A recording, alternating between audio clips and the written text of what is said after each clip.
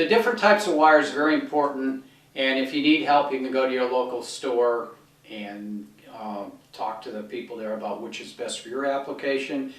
A telephone wire is different than a wire that you use for a thermostat. That's two conductor.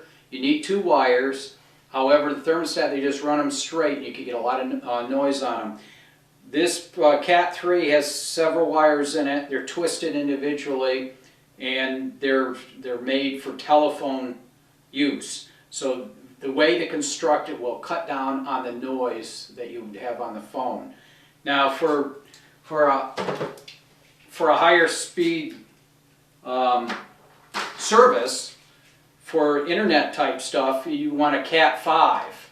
And they have, the pairs individually twisted, and it's a better quality. They're put together better, and there's more shielding on them, so you have less noise for those than you'd even have for the regular telephone wires. So those are the two common types. They have even higher grade wires, but make sure you don't use just a plain two conductor that goes straight like we'd use for a thermostat wire, which is essentially an on-off switch. We need something with a higher quality for your telephone.